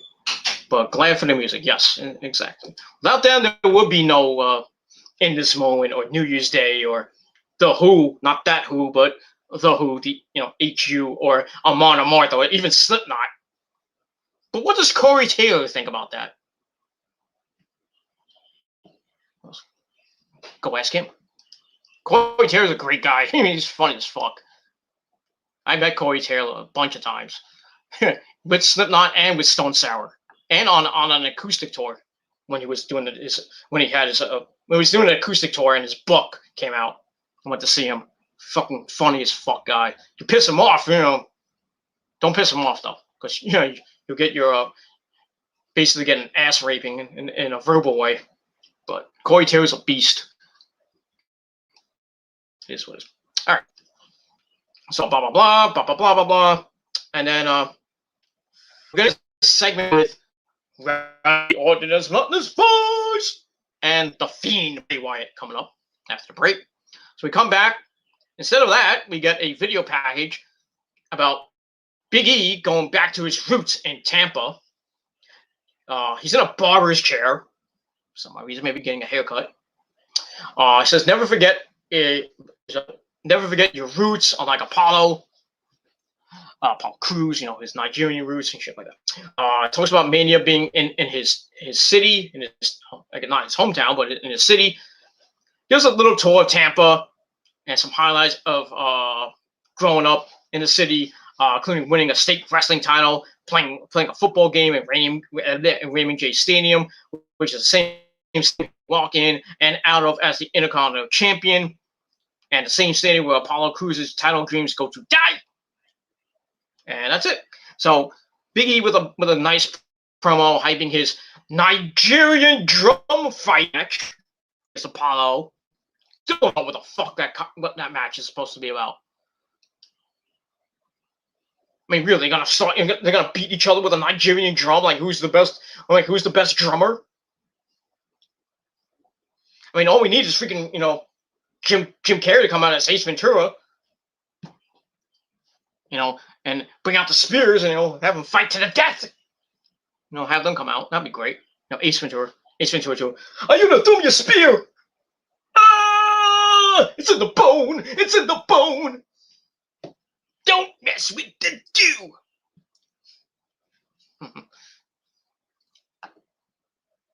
Great movie. They're supposed to be making Ace Ventura 3. How could they top the first? Well, first one is awesome. The second one, not so much. But I don't know how you can what Ace Ventura is gonna do this time. But we'll see. Should be good when it comes out. Supposed to be. I think the director of Sonic the Hedgehog is directing it. So that should be fun. Not that Sonic the Hedgehog was a great movie. It is what it is. So we get that. So we'll see what happens with the man Big E tonight at WrestleMania. See if he retains the Intercontinental title, and that's that. Let me move on. Let's see here. All right, then we get the video package of Randy Orton and his Boys and the Fiend, which is still a one-on-one match. Why isn't there no stipulation in this freaking match? But still, pretty good video package. And that was that. I gave that 2.5 out of 5 stars. Blah blah blah blah blah. Blah, blah, blah, blah, blah. All right, then we get to match number 2. Battle of who can injure the other. We had Nia Jax with Shayna Baszler at ringside and her G. Gets more TV time than anybody else on that damn roster. She takes on Tamina with Natalya at ringside. This match was garbage. Garbage.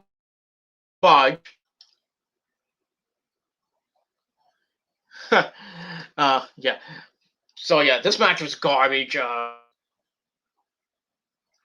Getting to the end, and Shayna Baszler's on the apron. Natalya brawls with her.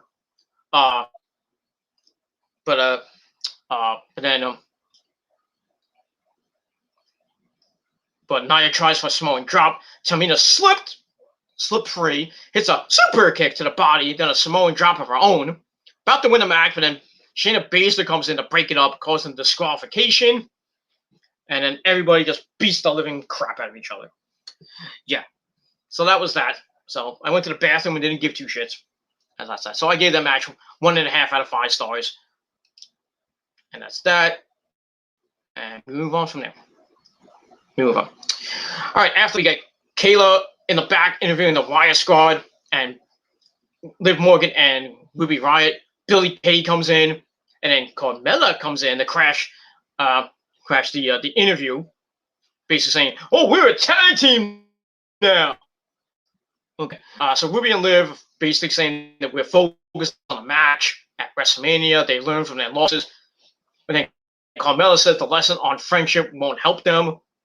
And then Mandy Rose and from as does Lana and Naomi. I guess they finished their meal that ties up.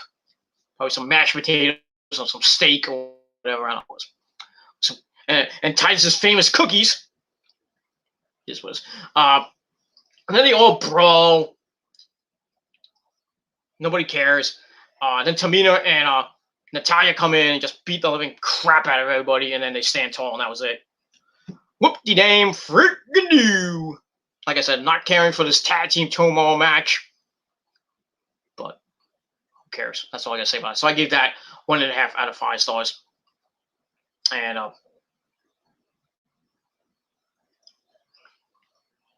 that's it. All right. After that, we get a commercial on Cesaro paid for by Seth Rollins.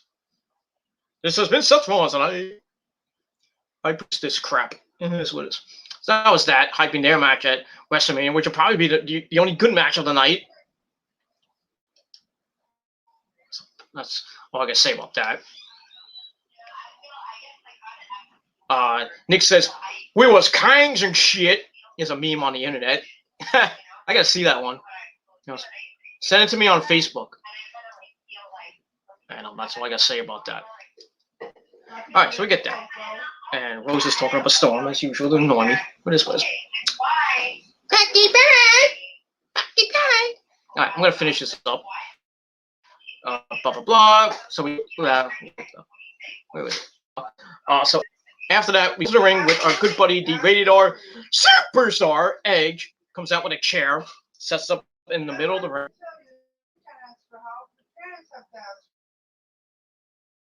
Blah blah blah. So. So anyway, if you hear the missus in the background I'm gonna try to talk over her. But so basically, Edge comes out and talks about attending WrestleMania 6, knowing right that wrestling will be his life.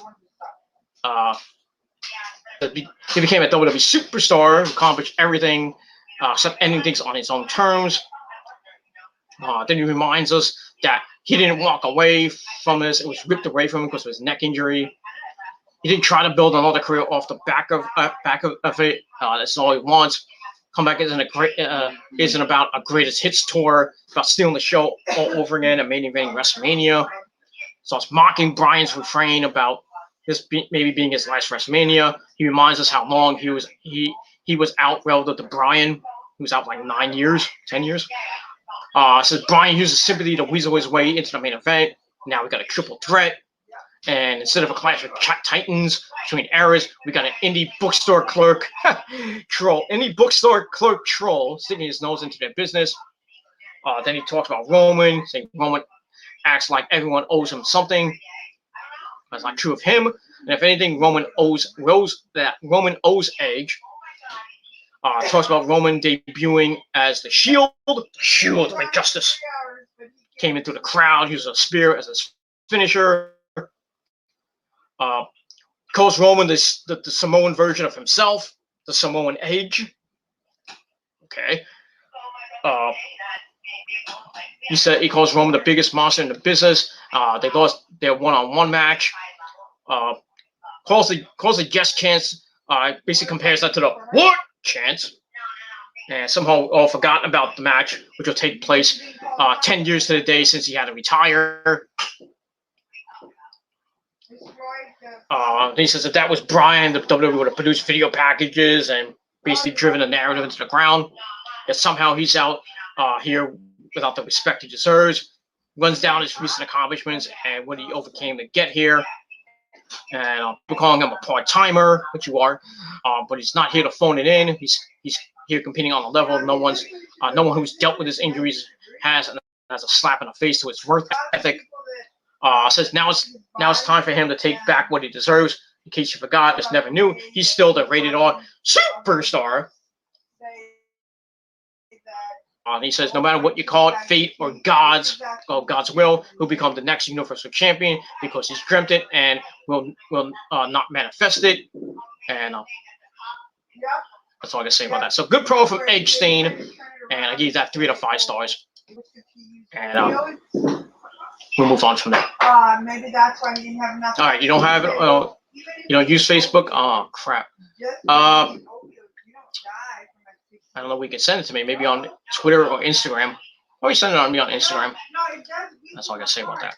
And yeah, I'm trying to talk over you know who because she won't shut up. All right, so go. Okay, make me another margarita. So anyway, in the back we get Adam Pearce and Sonya Deville reminding us that everyone is excited for WrestleMania. But Sonya disagrees with a lot of what Adam Pearce's decisions have been lately, basically including the triple threat match that he set up. So it is what it is. So we'll get that. All right. After that, we get an interview once again with Kayla and her special guest, the boss, Sasha Banks, the Smackdown Women's Champion. Sasha says she doesn't care about what Bianca said. People only care about what the boss has to say. She says she's the best, and at WrestleMania she knows Bianca is bringing her all. But what? Okay, you can make me a goddamn margarita. There it goes. So, if you can't hear me, I apologize. So. Blah, blah, blah, blah, blah, blah. If you can still hear me, hit type 1. That's that. So anyway, she knows Bianca's going to bring her all. She's going to give her all right back and make her tap out. She says Bianca's all just won't be enough tomorrow, later tonight. Not the greatest promo by Sasha, but still got to the point. And now she has this. I mean, if you saw the bump this morning, she still has her blue hair, but she has like neon green highlights in the front. Go for you. That's not even her real hair, but it is what it is. So we'll see what happens with Sasha and Bianca to end the show tonight at WrestleMania, which is coming up in, well, the pre-show is coming up in 5 minutes. Like, is anybody going to be watching a pre-show? Nobody is. That's that.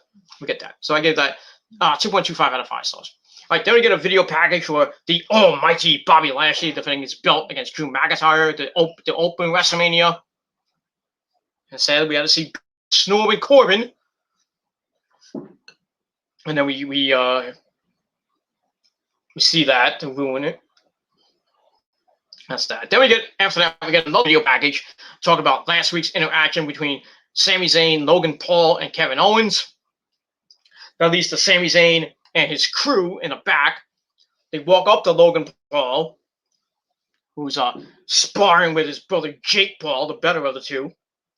Better boxer of the two, actually. Jake actually has his boxing match against some loser named Ben Askren coming up soon. I think Jake's gonna knock that piece of crap out. Is what it is. Sammy thanks Logan for his help. Then says he'll get his stuff and spar with him. Then he's like, so he gets his stuff. He's like, I'm gonna punch you. And he gets locked out of the building. And the security denies him from coming in.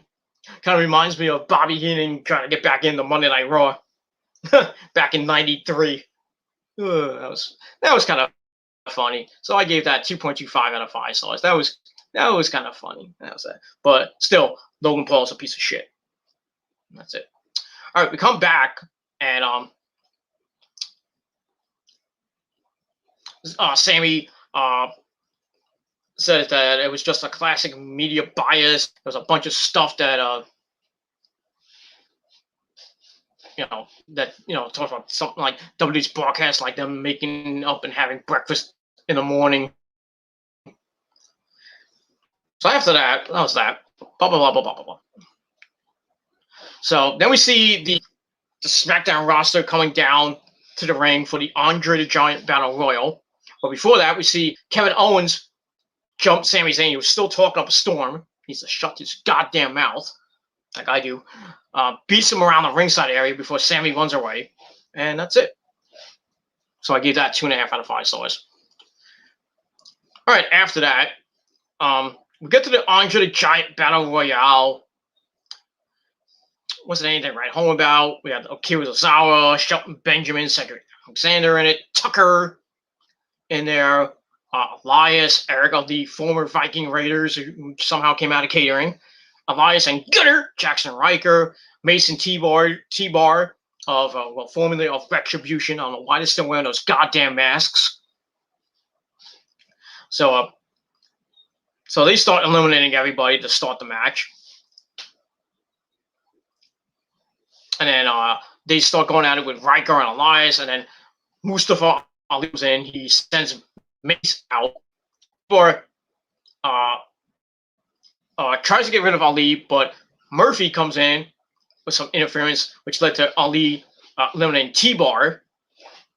Then we see the Lucha House Party reunion with Kalisto, who somehow came out of catering.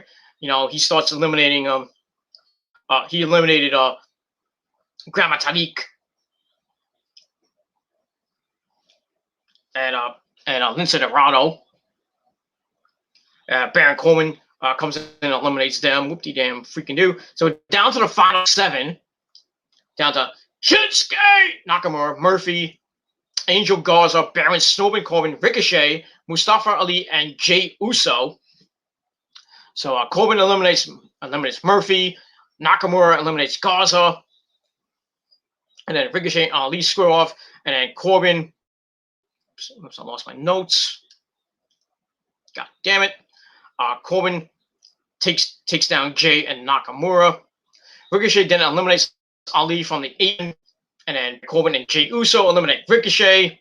So it's down to Jey Uso, Baron Corbin, and Nakamura. Nakamura's getting beat up to him. But Jay super kicks Corbin, which allowed Nakamura to eliminate. It's down to Jey. And Nakamura's just beating the living crap out of Jey Uso. Goes for the Kid Sasha, but runs into a super kick. But then he hits it anyway, because he's Shinsuke goddamn Nakamura.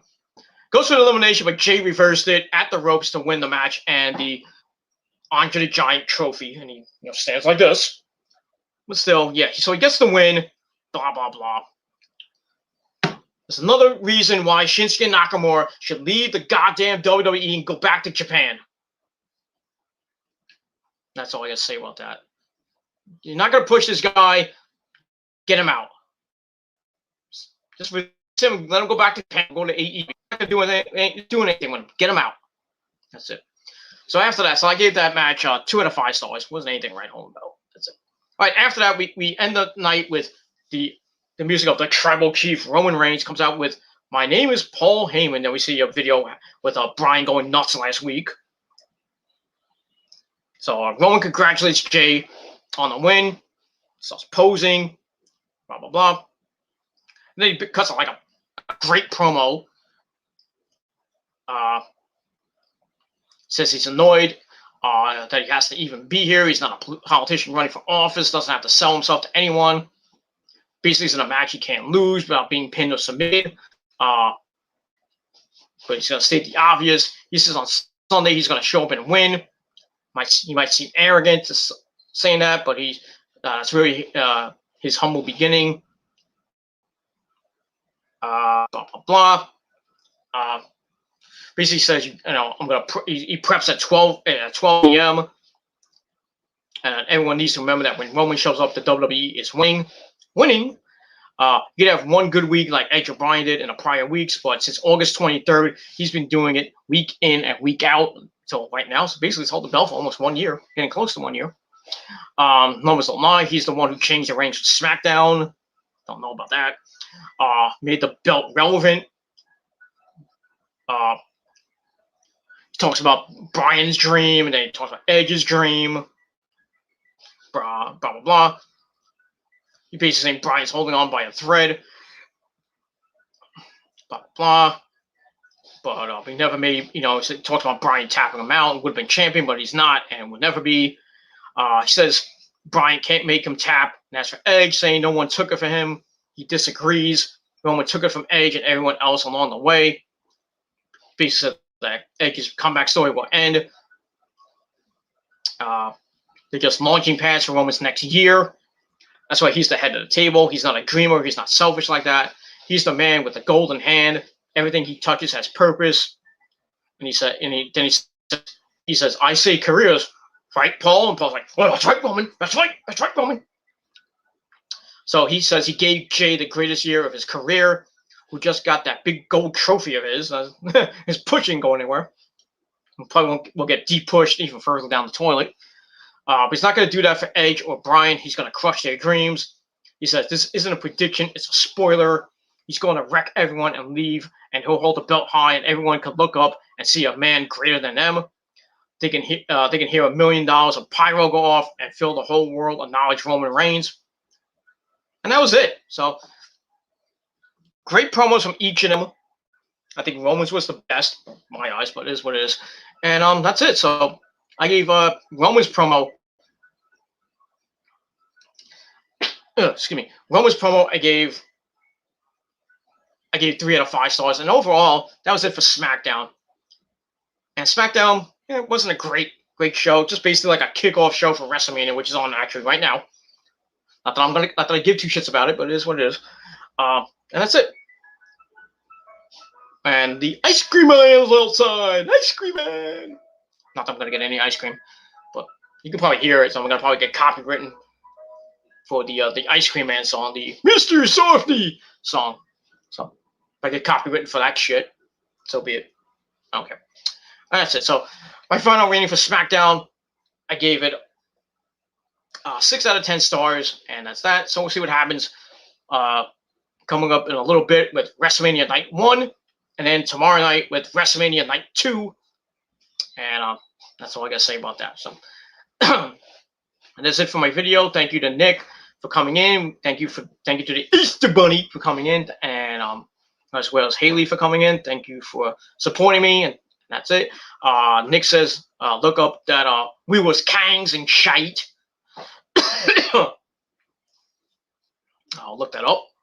It was on 4chan, but I'm not gonna. I'll look it up later. It is what it is. So that's it. Thank you all for watching. I'm gonna go finish my margarita, and that's all I gotta say about that. So I'm gonna get drunk, motherfuckers. No, I'm not. But it is what it is. So thank you all for watching. I'm Peter Gomez signing off. Don't forget to watch my DMX video after this video, and don't forget to smash that like button to death, subscribe, do whatever you want, and that's it. So thank you for watching. Have a great rest of your Saturday night. Enjoy WrestleMania Night 1. It's gonna suck. And that's it. So thank you for watching. Good night, everybody. Peace.